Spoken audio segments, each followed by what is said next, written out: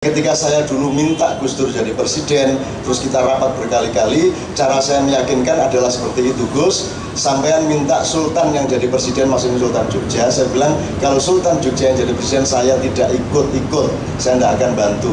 Nah terus sopo cak, engko nek Habibie wong PDI muring-muring, engko nek Mega wong Islam gak terima, iki ya apa cak? Ya iki kudu Sultan sing temenan, Gus. Lho Sultan sopo sing temenan? Sultan Abdurrahman Wahid.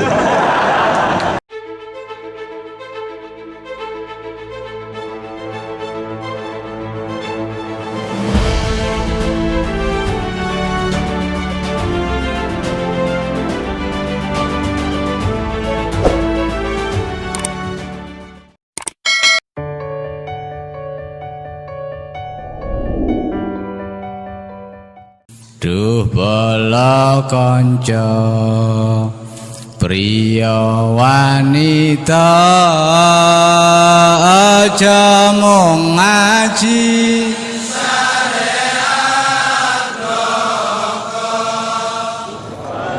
Bismillah, alhamdulillah, assalatu wassalamu ala sayyidina wa sahbina Muhammad Rasulullah wa ala alihi wa sahbihi wa man tabi'ahu ila yaumil qiyamah, amma ba'du.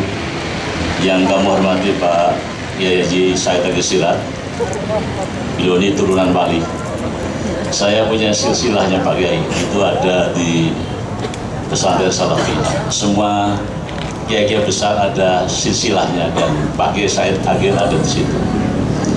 Yang saya hormati Pak Ali Maskur Musa, Ketua ISNU, yang saya hormati para kiai, yang saya hormati juga Cak Nun, ini mungkin juga calon wali, yang saya hormati Pak Agus Sunyoto, teman saya belajar dari beliau. Saya harus mengapresiasi bukunya Pak Agus, ini sangat bagus. Saya ini orang jujur, kalau bicara bagus ya bagus benar, agak jujur bukan jujur, percaya atau tidak, bagus sekali. Jadi ini akan menjadi rujukan berpikir. Kalau berbicara mengenai wali, rujukannya punya Mas Agus. Saya tidak panjang bicara karena saya tidak biasa berbicara di tempat yang terang seperti ini. Saya bisa yang di tempat yang agak remang-remang sedikit itu. Ya tidak sehebat Cak Nun, saya akui, ngalah sebelum bertanding ini. Di dalam bukunya Pak Agus ada yang menarik bagi saya. Kuburan Syekh Situ Jenar ada di mana-mana. Kuburan Syekh Jenar ada di mana-mana. Persoalannya adalah apakah benar Syekh Situ Jenar itu dihukum mati? Ini akan saya jawab. Saya bisa jawab dari Bapak saya. Kalau hadirin mau mendengarkan jawaban saya. Jadi kira-kira saya ini orang Kudus calon. Tinggal saya hanya 7 kilo dari Sunan Kudus, 18 kilo dari Sunan Muria.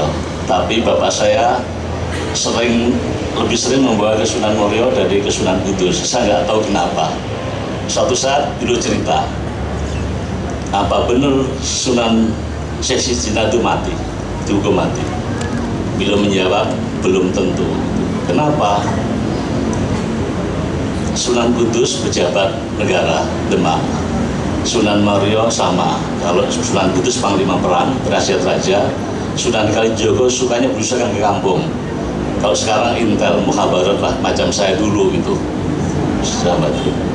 Atau Bapak katakan ada permusatan wali menghukum, mengadili Syekh Siti Jenar. Sebabnya semua tahu dia dianggap membawa ajaran Wahdatul Wujud Ibnu Arabi. Yang paling ngotot minta Sunan Syekh Siti Jenar dihukum mati ada Sunan Giri. Ini kira-kira wali yang radikal, agak keras. Ya mungkin khatib amnya wali-wali dulu lah, kira-kira gitu, keras dia, kira-kira gitu. Akhirnya dihukum mati. Yang diutus mendatangi Syekh Siti Jenar adalah Sunan Muria dan Sunan Kudus. Setelah itu didatangi kedua itu, wallahu alam dihukum mati atau tidak, itu kita tidak tahu karena tidak diceritakan sampai sekarang. Nah, makanya kuburannya ada di mana-mana. Ini jawaban yang pertanyaan, ini juga analisa kata bapak saya gitu, bapaknya dari bapaknya juga gitu. Kemudian yang kedua mengenai Sunan Giri ini, saya sambung lagi. Sunan Giri ini memang termasuk ulama yang radikal. Waktu ini tak ceritain karena tidak ada bukunya Mas Agus, saya tidak ingin dimasukkan, ini kan hanya bahasa untuk cerita rakyat, legenda. Sunan Giri ada permusyawaratan untuk meresmikan Masjid Demak yang baru dibikin. Para wali yang lain mengendaki itu dilakukan dengan pakai gamelan sekaten itu. Kiai Sunan Giri mengatakan tidak boleh, harus hari Jumat, tapi tidak boleh pakai gamelan. Itu bid'ah, kira-kira gitulah. Dulu juga ada bid'ah, bukan aja sekarang ada kira-kira gitu. Akhirnya kompromi Kiai mengatakan, oke, kita ikuti hari Jumat, tapi tetap pakai gamelan. Akhirnya Sunan Giri ngarah musyawarah terpakai. Jadi dari dulu Kiai Sunan itu juga wali suka musyawarah, bukan pengkerengan. Jadi memang gak perlu kita orang yang keras dan perlu orang yang lunak, sehingga ada orang yang di tengah. Inilah waliullah itu Pak Saudara. Inilah Indonesia. Tidak boleh kita hanya minta yang lunak-lunak kayak saya ini, tapi juga ada yang keras. Kalau saya ini apapun kata Pak Said, nah itu aja, tidak pernah bantah. Saya tanya, itu ada orang saya ini tidak pernah bantah. Meskipun nanti suatu saat dikit-dikit dikoreksi, tapi tidak sakit hati gitu. Inilah NU katanya itu. Kemudian juga ada pelajaran yang saya peroleh. Saya orang Kudus, jadi cerita bapak saya ya Sunan Kudus sama Sunan Muria, yang lain tidak ceritain. Sama dengan Cak Nun tadi, Jawa Timur diceritain, Jawa Tengah diceritain itu. Jadi ini Cak Nun, Sunan Muria itu suka ngarang lagu tularan anak-anak. Salah satunya adalah Gundul-Gundul Pacul. Itu adalah lagunya Sunan Muria. Menurut bapak saya Pak ya, kalau salah sampai koreksi. Jadi kan lagunya kan Gundul-Gundul Pacul-cul Gembelengan, nyungi-nyungi wakul-kul gembelengan, wakul nglimpang segane dadi selatan, wakul nglimpang segane dadi selatan. Setelah saya jadi orang bin, saya cerita, kowe ngerti ndak artinya Ratu Gundul Pacul? Mboten ngerti Pak, goblok. Jadi apa gundul? Gundul itu orang yang punya kepala yang tidak berambut. Rambut itu adalah mahkota, kepala itu pemimpin. Jadi kita rakyat ini adalah pemimpin yang tidak bermahkota. Nyungi-nyungi pacul. Pacul itu adalah untuk mencangkul, memberi kesejahteraan kepada masyarakat. Jadi tugas pemimpin walaupun di bawah itu adalah memberikan kesejahteraan kepada masyarakat. Makanya tasarruful imam ala rakyati manutun bil maslahah diambil dari pacul ini kira-kira itu. Pacul itu lempengan besi yang sudutnya ada 4, melambangkan mata, hidung, mulut dan telinga. Mata untuk melihat kebenaran, hidung untuk mencium yang baik, mulut untuk bicara kebenaran dan keadilan, telinga untuk mendengarkan maslahat keluhan dari masyarakat. Inilah simbol dari pemimpin itu. Simbolisme demikian. Kemudian nyungi-nyungi wakul. Ini juga amanah, wakul amanah, isinya nasi. Nah, inilah pemimpin harus melaksanakan amanah dari amanah dari rakyat. Bagaimana kalau pemimpin itu tidak melaksanakan amanah rakyat? Gembelengan, seenaknya dewe. Makanya wakul melimpang dari selatan. Jadi dia akan kehilangan jati diri dia, status dia sebagai pemimpin. Nah, itulah ajaran Sunan Muria ke kampung-kampung, berusukan kampung hanya itu, seperti itu. Ini seperti itu. Antara Sunan Muria dengan Sunan Kudus, maaf Pak Cak Nur ya, Mbak, ini waktunya terbatas, jadi saya cerita Sunan Muria sama Sunan Kudus saja. Karena yang saya tahu hanya itu yang lainnya saya nggak tahu gitu. Lah, ini Sunan Muria itu orang setia, macam saya lah itu setia itu. Setia itu. Jadi suruh jadi pemberontak nggak bisa kecuali diperintah Pak Said itu. Kalau tidak kita saya nggak berani setia. sampai apapun yang dikatakan Sultan Demak dia patuh. Lain dengan Sunan Kudus agak nakal dikit. Ketika yang Tenggono, Sultan Tenggono ingin pengen hadiri Jepara, Sunan Muria patuh, Sunan Kudus enggak, Arya Penangsa. Jadi agak nakal sedikit karena kaya dan pinter itu. Akhirnya yang menang adalah Sunan Muria. Makanya kalau saya pulang waktu punya jabatan oleh bapak saya, jangan ke Sultan Kudus, jangan ziarah. Jadi udah 37 tahun, 40 tahun saya tidak pernah ziarah ke Sunan Kudus. Kalau ziarah ke sana jatuh katanya. Nah kalau ke Sunan Muria larangannya satu. Jadi jangan sampai membawa cewek ke sana Pak. Jangan sampai membawa wanita ke Sunan Muria. Karena itu larangan, pantangannya demikian. Sebabnya apa nggak ngerti lah, nggak ngerti itu. Nah inilah suatu anekdot bahwa yang paling penting apa di sini, bahwa Sunan Muria punya kekhasan, Sunan Giri, Sunan Derajat, Sunan Bonang, Sunan mana lagi itu pakai nama kota, nama tempat di mana dia dibesarkan. Di Kudus enggak. Kudus itu ada Al-Quds, nama dibikin Sunan Kudus sendiri, Al-Quds, Kudus. Yang Muria juga gitu, Bukit Muria. Bukit Muria ada tempat Al-Aqsa sekarang itu namanya, kalau bahasanya Tal Muria. Tal itu bukit, kalau Jabal itu agak gede, Tal itu bukit. Jadi Muria dan Kudus, jadi hanya dua wali inilah yang pakai namanya Arab, nama Islam. Ini sebagai simbolisme bahwa para wali itu tidak sinkretisme seperti dituduhkan orang, tapi wali itu adalah penerus dari ajaran Rasulullah Shallallahu Alaihi Wasallam. Begitu. Nah, wali itu kalau kita baca tulisannya Mas Agus, Syekh Maulan Malik Ibrahim, itu sambil mengajari orang berdagang, bercocok tanam. Kemudian Syekh Subagir itu juga ahli ekologi, nanam jatahnya berusuhan ke hutan-hutan untuk menetralisir tanah angker menjadi tanah yang bisa dihuni oleh manusia untuk bikin pesantren. Ada juga Maulana Ishaq ahli obat-obatan. Ini apa yang terjadi? Saya baca itu bagus ya, mohon maaf nih, dari buku-buku yang sumber dari Sultan Turki, dari Sunan Utsmaniyah, dan juga dari Ibnu Battuta dan Julhum mengatakan bahwa yang ditulis Mas Agus benar bahwa tahun 1400 Masehi Miladia itu jumlah umat Islam di kota-kota ya Tuban, Gresik itu hanya tidak lebih dari 1.000 orang, hanya dari turunan para pedagang Islam dari Timur Tengah, dari Gujarat, turunannya dan juga istri-istrinya itu turun-turunan itu tidak lebih 1.000 orang. Sultan Mahmud pertama mendengar berita itu bahwa di Jawa ada kerajaan Majapahit Pajajaran, udah ada orang Islam tapi tidak berkembang secara masif, secara besar-besaran. Oleh karena itulah Sultan Mahmud sudah mengirim 9 orang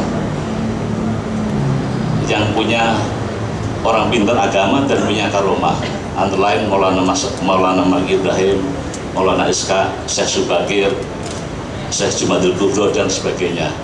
Mereka lah orang yang terpilih yang punya ilmu diniyah dan juga ilmu sains lah begitu. Jadi menguasai nalar bayan dan juga nalar burhani, pengetahuan agama dan juga pengetahuan empiris. Mereka didatangkan ke Indonesia dan ternyata karena orang-orang pintar bisa mendakwakan Islam dengan cepat. Misalnya Syekh Maulan Malik Ibrahim, dia ahli tata negara, ahli diplomasi, makanya dia bisa berkomunikasi dengan Raja Majapahit, Kertawijaya tidak salah, ya Wijaya. Jadi cepatlah Islam berkembang seperti melahirkan rumah besar Islam di Indonesia seperti ini. Dan ini juga ternyata kalau saya baca-baca literatur, orang Islam Yaman Abbasiyah itu adalah orang yang pintar-pintar karena bisa menggali budaya Yunani ditransformasikan menjadi budaya peradaban yang maju, yang tenggelam oleh budaya Kristen, tidak berkembang oleh Islam menjadi landasan untuk pengetahuan modern. Sering Pak Said ngomong logaritma, aljabar, Al-Kindi, Ibnu Sina dan lain sebagainya. Di Mekah, saya ke Mekah dulu waktu pernah di sana itu dengan Pak Said, itu orang sana tidak ada yang makan jeruan karena baca dari Ibnu Sina, tidak boleh makan jeruan. Kita nggak ngerti di sini. Bandingkan ramalan Jayabaya tahun 1100-an dengan buku-buku ilmiah yang dari Timur Tengah, jauh sekali. Di sini masih mistik, di sana udah modern. Karena apa? Di sini kita masih berkutat pada mistisisme, belum mengalami pencerahan. Kita berpencerah di sini karena adalah Islam. Nah, kemudian yang mengambil manfaat adalah kaum yang Protestan yang sekarang mau memberontak kepada gereja Katolik karena dia belajar dari Islam mengenai ilmu pengetahuan. Salah satu yang ingin saya kutip di sini adalah kenapa kita mempunyai sistem negeri Indonesia yang bisa sampai semua Merauke bisa bersatu ini. Kita punya sistem nasionalisme, orang mengatakan itu Barat, kalau saya katakan tidak, itu nasionalisme ala Islam. Tidak berdasarkan darah, tidak berdasarkan warna kulit, tidak berdasarkan suku, tapi berdasarkan kesamaan bersama, kepentingan bersama, oleh kebenaran bersama.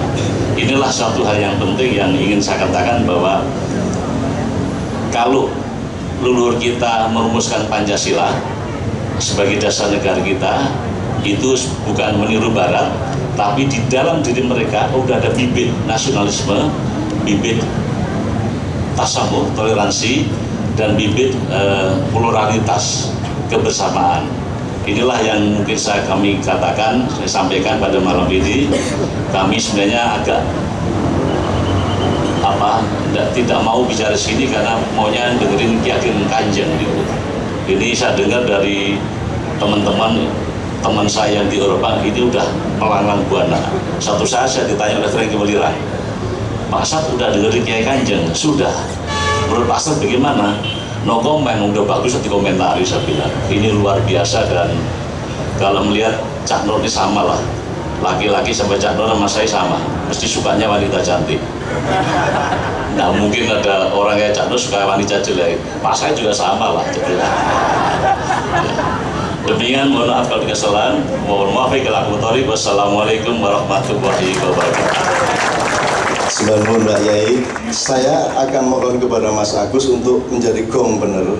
Nah beliau pasti sudah ada hal-hal yang terpenting yang akan disitir kembali berdasarkan buku ini. Tapi nyambung dari Pak Yai As'ad, saya ingin mengkonfirmasikan 3 hal kepada Mas Agus. Yang pertama, karena Indonesia ini sedang gamang terhadap formula konstitusi dan bentuk kenegaraannya sekarang ini.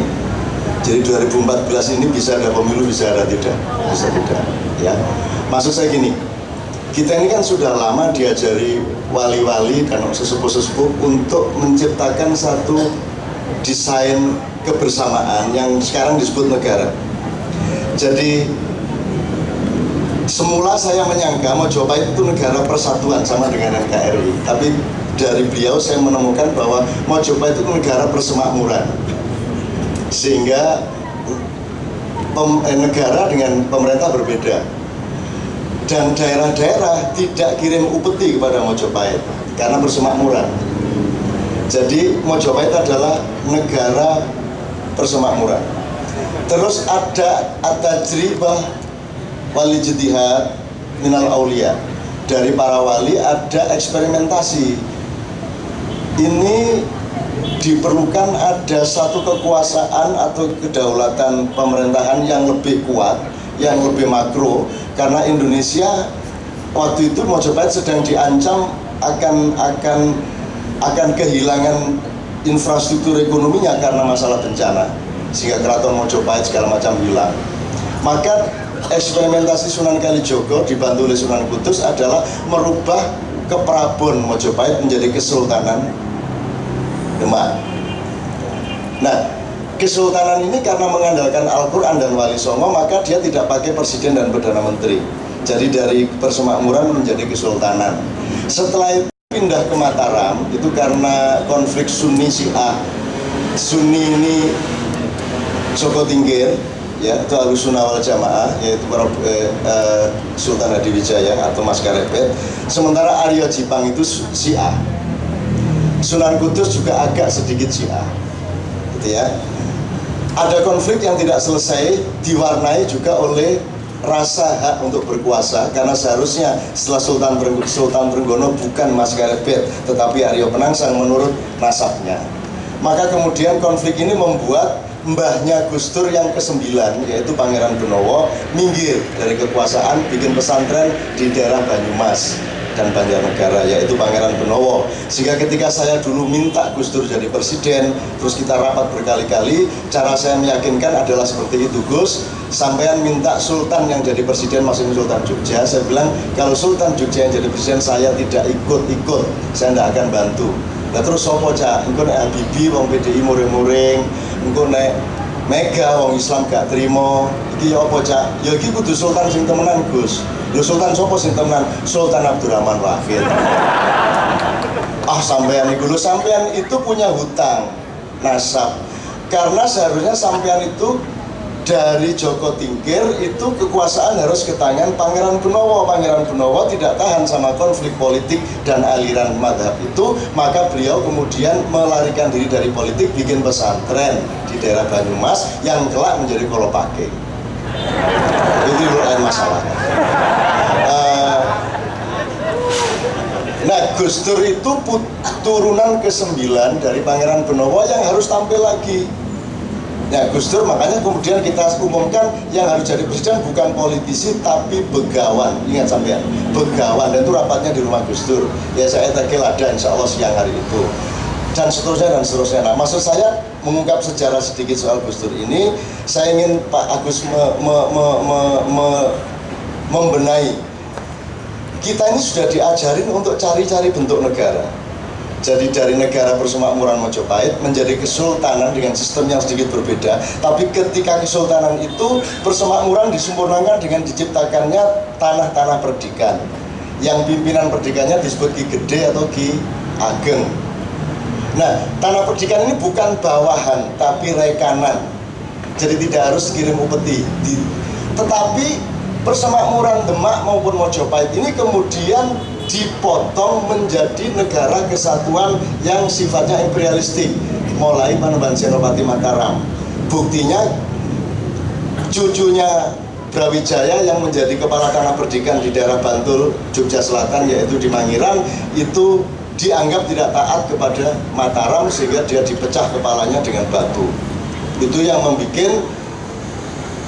Ki Ageng Mangir sampai anak turunnya ini sangat menjaga kepalanya, sangat menjaga dirinya. Terus kelak ketika Belanda datang, mereka bertentangan sama Mataram, turunannya Panembahan Senopati yang pro Belanda, bertentangan. Akhirnya dia lari, Pangeran Jawa Dingrat lari ke daerah Banyumas nemenin yang tempatnya Pangeran Benowo. Pangeran Adipati Jayadiningrat ini kemudian di sana menjadi panembahan yang disebut Panembahan Klopo Aking. Karena orang Jawa malas, Klopo Aking akhirnya disingkat Kolo Aking. Itu ceritanya menurutku, tapi semuanya ya rame-rame. Sunan Kudus juga agak sedikit Syiah, gitu ya. Ada konflik yang tidak selesai, diwarnai juga oleh rasa hak untuk berkuasa, karena seharusnya setelah Sultan Trenggono bukan Mas Karepet tetapi Aryo Penangsang menurut nasabnya. Maka kemudian konflik ini membuat mbahnya Gus Dur yang ke-9, yaitu Pangeran Benowo, minggir dari kekuasaan, bikin pesantren di daerah Banyumas dan Banjarnegara, yaitu Pangeran Benowo. Sehingga ketika saya dulu minta Gus Dur jadi presiden, terus kita rapat berkali-kali, cara saya meyakinkan adalah seperti itu, Gus, sampean minta Sultan yang jadi presiden, maksudnya Sultan Jogja. Saya bilang, kalau Sultan Jogja yang jadi presiden, saya tidak ikut-ikut, saya tidak akan bantu. Nah terus sopo cak, engko nek Habibie wong PDI muring-muring, engko nek Mega wong Islam gak terima, iki ya apa cak? Ya iki kudu Sultan sing temenan, Gus. Lho Sultan sopo sing temenan? Sultan Abdurrahman Wahid. Ah sampean iku, lho sampean itu punya hutang nasab.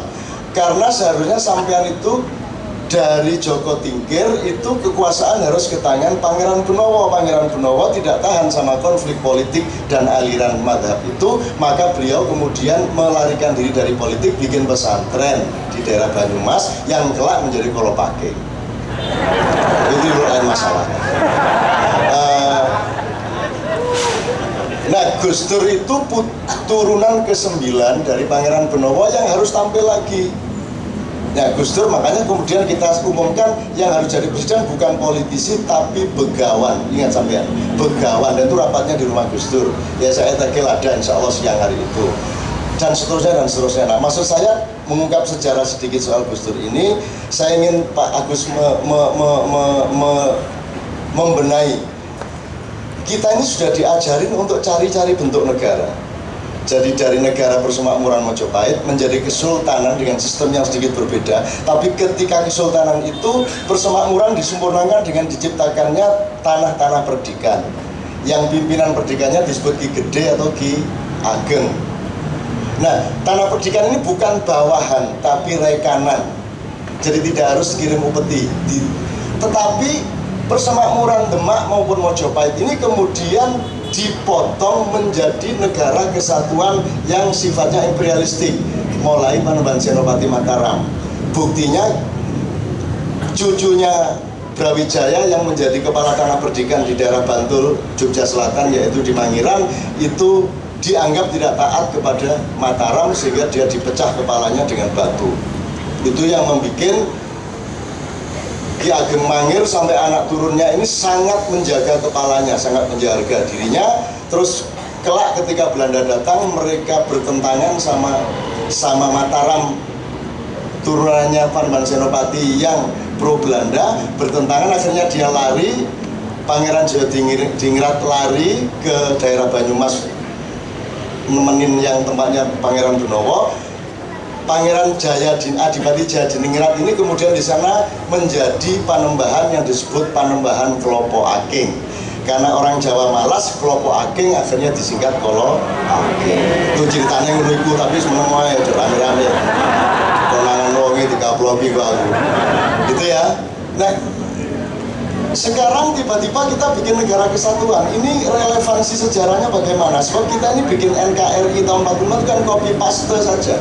Kenapa kita tidak mengajak ke Inggris ke, Jerman ke, Malaysia ke, Thailand ke, gitu ya? Kenapa kita seperti Amerika? Kita tidak oleh Amerika. Maka revolusi hari ini kan dipegang oleh Mahfud MD. Dia bisa menganulir banyak pasal-pasal konstitusi. Dia bisa membatalkan kepresidenan SBY. Dia bisa membatalkan kabinetnya. Mahfud MD sekarang punya kuasa untuk membatalkan banyak hal dan membuat Indonesia baru versi Wali Songo. Itu aslinya. Tapi jangan bilang-bilang Mahfud nanti dia pekewo sama saya, ojo ngono tajak sampeyan nanti tidak jadi gitu. Oke. Jadi ini juntrungnya bagaimana Mas Agus? Sebab kita ini mau nggak mau harus cari ini. Sebab kita ini nggak jelas negaranya ini sekarang. Namanya aja nggak jelas. Kalau dalam lagu disebut Indonesia Raya, kalau sehari-hari disebut Indonesia, tapi kalau secara resmi disebut NKRI, jenengnya nggak jelas. Abdul tak Abdullah tak Abdul Muthalib gak jelas. Makanya kita nggak pernah jaya karena yang jaya kan Indonesia Raya. Hiduplah Indonesia Raya. Nah Indonesia kurang raya gak jaya. Mulanya gue film raya kan gitu. Jadi Indonesia Raya. Gue tahu udah adik gaduk melus. Mengajari gaduk temen. Jadi pertanyaan pertama, juntrungnya bagaimana dan sebaiknya menurut Mas Agus kita ini akan bagaimana 2014 ke atas ini? Menurut kewalian sampean ini kira-kira jawab sampean biasa jawab apa mana aku loh. Nomor 2, karena beliau berasal dari Kudus dan beliau juga berita banyak. Jadi teman-teman sekalian, istrinya Sunan Kudus itu sangat cantik, ya, sangat cantik, agak blasteran Cina. Istrinya Sunan Kudus adalah jandanya Brawijaya kelima yang masuk Islam sehingga dicerai oleh Brawijaya kelima. Brawijaya kelima itu bapaknya Raden Patah. Raden Patah itu anak nomor 17 dari 117 bersaudara.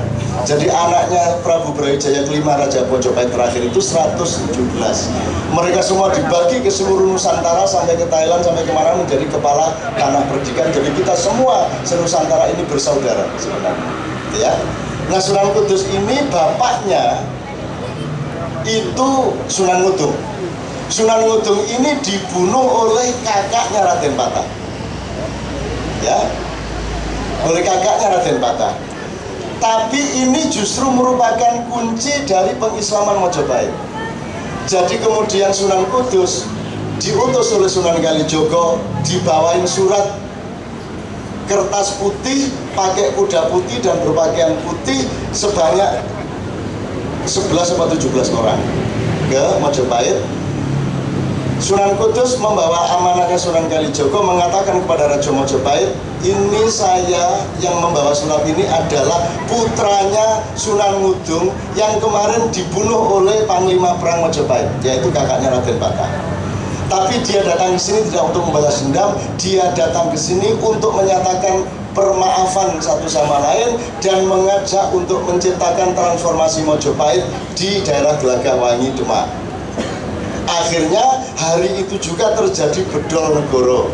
Sekitar 3.000 orang berangkat bareng Sunan Kudus dari Mojokerto, Mojoagung, Trowulan pergi ke Demak membuat membuat kesultanan di sana. Nah jadi sebenarnya eksperimentasi bikin negara yang baik sudah kita lakukan sejak dulu sekali lagi. Tapi kenapa kita tiba-tiba copy paste? Tiba-tiba kita mencolot dari wong modern tapi tidak jelas yang kita tiru apa. Kini nyembah Brahola keliru pisan oleh milik Brahola. Kini wis ide setan ini keliru pisan kan gitu. Kan larut susah kan diguyu karo setan-setan. Oh aku tutup setan ya. Akhirmu setan wanita nang Indonesia ngono setane. Lho apa gak wani lah luwih nemen timbangane setan Indonesia iki. Apa meneh Jakarta iku kate tak kongkon tak yuwas visu durinas tak kongkon nyolong 2 miliar dadak janjine 40 miliar. Masih sing dikekno mek jek 1 miliar do. Iya. Setane wedi aku musuh politisi Jakarta iki. Wis aku tak melayu nang Jogja kono ide wong api-api akhirnya manggon di omahku setan-setan kos di omahku. Jadi sama setan saya tidak takut karena mereka semua adalah anak asuh saya. Mengeluh mengenai dahsyatnya manusia Indonesia yang punya dosa melebihi saran setan untuk berdosa. Itu gendeng yang tidak kan? Gak maksudku aku sing gendeng. Nomor 3, jadi saya mohon legitimasi itu benar atau salah. Nomor 3, nanti Kiai Kanjeng mohon membawakan dulu satu karyanya Wali. Jadi karya Wali ini kontroversi. Sampai hari ini kan kita ini agak kurang disiplin Pak Yai soal hak cipta itu. Hak cipta ini bukan soal hak-hakan, tapi soal Al-Fatihahnya itu ke siapa. Kalau Gundul Pacul yang Al-Fatihah Sunan Muria lah ngono sih. Kan kudu bener niku nasab torikotnya. Nek gak bener kok ya apa. Jadi wasilahnya kan gitu. Nah kalau Tomboati itu kan karangan Opi.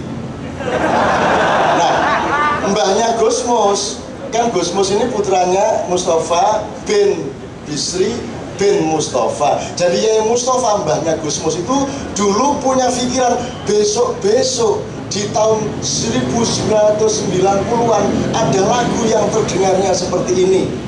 Tombo ati. Nah, terus ditirokno karo mbahne Gus Dur. Mbahne Gusmus, Yai Mustafa Bisri. Nah jadi itu aslinya karangan orang Cikarang Opi itu. Cuman sudah didengarkan lebih dulu secara kasar oleh mbahnya Gus Dur. Itu ceritanya. Itu sama dengan lagunya Muhammadiyah. Sang Surya telah bersinar, ya. Nah, Yai Said ngerti itu lagu apa? Atini naya wagoni wal ghina sirrul wujudi Fairuz, ya. Itu bukan orang Muhammadiyah meniru, tapi wali Muhammadiyah kasyaf. Di daerah Libanon tuh ada lagu seperti ini nih, tak tirukan menjadi lagu resmi himne Muhammadiyah Sang Surya. Jadi niatnya bukan gosok.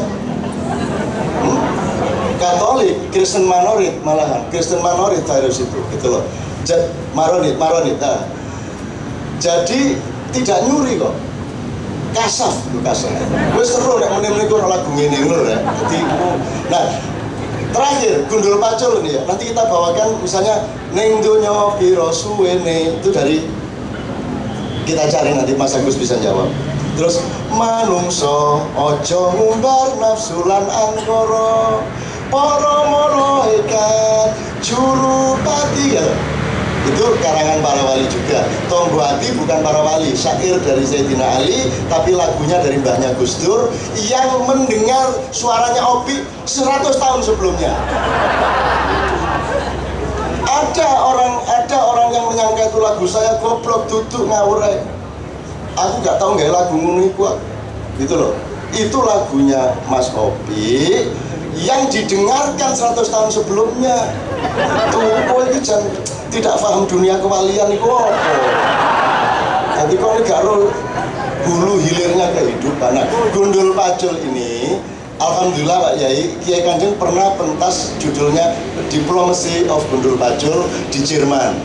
Jadi di gedung dunia di Jerman yang sangat ketat, dan kita bawakan Gundul Pacul untuk menunjukkan sebelum kamu punya kata demokrasi, Indonesia sudah punya Gundul Pacul. Bahwa kita tidak taat itu kan karena memang kita revolusioner terhadap nilai kita sendiri. Di Indonesia kalau taat pada peraturan itu kan tidak aneh, tapi keberanian orang Indonesia untuk melanggar aturannya sendiri itu kan tanda-tanda kehebatan bangsa Indonesia. Itu. Nah, Gundul Pacul itu waktu di Jerman itu kan gini, Gundul Pacul itu satu idiomatik untuk menunjukkan bahwa anak masih kecil, masih gundul, masih ngumbelen, meler, pun wis asin dek kene, terus nek ono layangan ngubur terus Bismillahirrahmanirrahim melayu. Nah, itu nek kamu masih Gundul Pacul silahkan gembelengan, you can play around, kamu boleh main-main, gitu, laibun walahun, tidak apa-apa. Tapi kalau kamu sudah nyunggi wakul, kamu tidak boleh gembelengan. Nyunggi wakul itu artinya bakul itu kesejahteraan rakyat, letaknya di atas kepala presidennya. Bakulnya saja di atas kepala presidennya. Maka rakyatnya lebih tinggi 2 tingkat dari presidennya. Kan gitu. Jadi kalau sudah nyunggi wakul, wahai SBY, ya, itu berarti kamu bawahan rakyat 2 tingkat. Kamu harus mengolah sawah, bikin nasi, taruh di bakul, kamu antarkan bakul ini ke pintu rumahnya rakyat. Kan gitu. Nah, 20 tahun terakhir, 10 tahun terakhir ini bakul ini zaman Pak Harto bakul ini 2 kilo isinya, tapi begitu sampai rakyat kok karek setengah kilo ngono. Jadi dididili dhewe karo ngeternoi dididili dhewe ngono. Entek untuk rakyat entek gitu. Itu yang kemudian menimbulkan adanya KPK. Nah, di zaman reformasi ilang wakule Pak, didoli kabeh. Jadi dijual semua tuh otoritas-otoritas macam-macam itu dijualin semua bakulnya rakyat itu. Maka kata para wali, kata Sunan Muria, kalau wakulnya, kalau nyunggi wakulnya gembelengan, maka wakulnya ngelimpang, segone dadi salatar. Nah sekarang sudah bukan hanya salatar, sudah segone wis karo dedek, karo wedi, karo taek dadi siji saiki. Wis wonge wis apal mangan taek ya enak, makin wedi ya enak, wis gak masalah. Bangsa Indonesia bangsa yang paling tangguh di dunia, tidak mengerti bedanya sukses dan gagal. Menang bal-balan yo gak ruh menangis sebabnya apa, kalah yo gak ngerti sebabnya apa.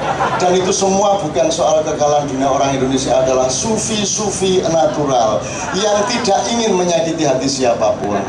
Sehingga kalau bermain sepak bola melawan Malaysia, mereka menghayati betapa seluruh rakyat Malaysia sangat mendambakan kemenangan atas Indonesia. Dan itu tidak boleh kita kecewakan. Mereka sudah repot-repot membiayai dan latihan habis-habisan, sehingga penyerang kita begitu akan memasukkan bola, dia ingat kepada rahmatan lil alamin. Akhirnya dibatalkan, mangki mawon Gurkinus mundur. Nah, sebaliknya kiper Indonesia karena tahu ini penyerangnya setengah mati nih latihannya, dan sudah bawa bola dari sana tinggal masukkan, mosok dihalangi, kan nggak baik. Minggir, monggo dimasukin bolanya. Itulah tasawuf Indonesia modern Itu cara saya untuk menghormati orang yang kalah terus yang itu Pak. Oke, jadi Mas Agus, kalau wakul yang gelimpang segone dadi latar. Ini monggo apalagi mungkin Mas Agus bisa nyebut apalagi Gundul Pacul opo kan banyak sekali karya para wali, dan itu saya dari awal Pak Yai sejak 15 tahun lalu itu tak gali semua, tak gali. Pokoknya sing luwih apik lagu iku Gundul Pacul luwih apik mbak Michael Jackson kate lapo kon. Luwih apik. Kulit yang terindah itu kulit coklat. Kalau bule terlalu putih. Kalau negro terlalu hitam, yang cocok itu umatan wasaton, coklat tua. Ngono aku, wong Indonesia kok aku wong Afrika sih jeneng ngomongnya. Hidung yang paling indah itu nek bule kedawan. Apa urung saene? Nek wong Eropa irung kok ngene. Irung ya sing pasti saene iki. Itu indah.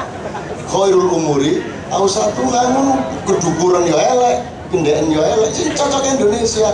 Makanya orang Indonesia itu betul-betul kesayangan Allah. Jadi ada masalah apa saja tidak masalah toh. Banjir kaya apa ae malah ndek ndukur wong-wongi gitaran. Jreng. Kita baca. Gitaran. Sing kate mbantu iki atine deg-degan sakno, ya Allah, sing kebanjiran jreng. Muda-mudi zaman sekarang arek-arek kan sedih. Gusti Allah sampe bingung kon iku tak kei banjir gak sedih-sedih. Mene tak longsorno temen Jakarta ngene carane. Oke, nanti di puncak beliau sekarang saya minta ning donya pira suwene njur bali ning panggonane. Ning akhirat ya sejatine mung amal becik sangune, aja ngucap bodho ya ben, golek ngilmu kudu telaten. Nah ini saya belum temukan karya siapa, tapi Jawa yang klasik sangat mengenal ini. Nyun sewu. Mas Doni sama Mas Imam, tepuk tangan semua.